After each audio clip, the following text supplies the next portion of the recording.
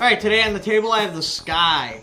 This particular model is a cpx2. They do also have a cpx1, which has a safety.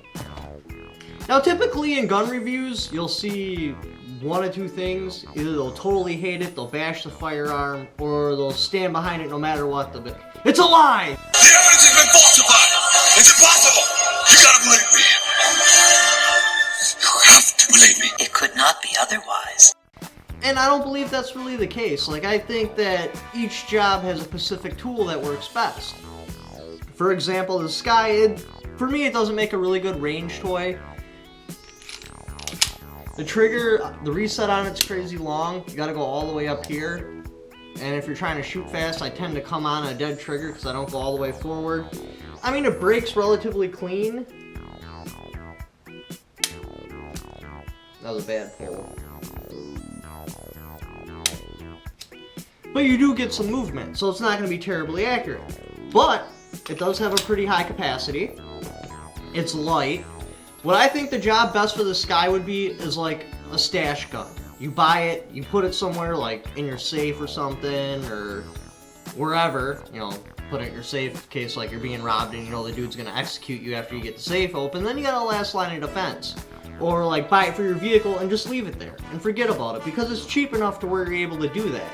I mean, I wouldn't go leaving my FNX 45 Tactical in my car because I know if it gets stolen, if the insurance company does replace it, which is extremely unlikely, they're gonna fight me all the way to the end until they have to replace a $1,000 gun. This is not so hard. It's not that big of a deal. They're like, okay, oh, $300 or whatever you pay for it. Yeah, we'll replace that. That or getting a new shooter and shooting. Because it's cheap enough to where it doesn't break the bank to buy them the firearm, and it comes in such a variety of colors, there's a good chance that they make a color that the new shooter is their favorite color. Then you take them to the range, they shoot it, find out what they like, what they don't like, and then if they decide to continue the shooting sport, then you can get them something a little bit more molded to what their specifications are.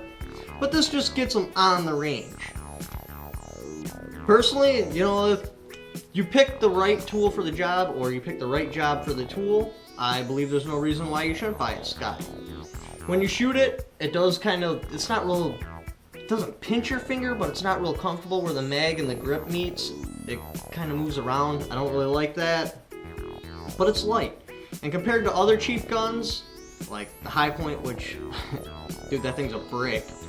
This is actually really light, plus it's got a low capacity. My personal opinion, if you are going to use it for one of those jobs, good to go. As far as like a CCW, it's kind of big. I mean, you could do an off-body carry, but something this size, I believe there's better options out there.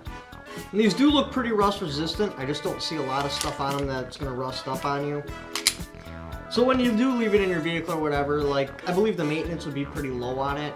Another thing, I actually prefer the cpx2 over the cpx1 because the cpx1 has a safety.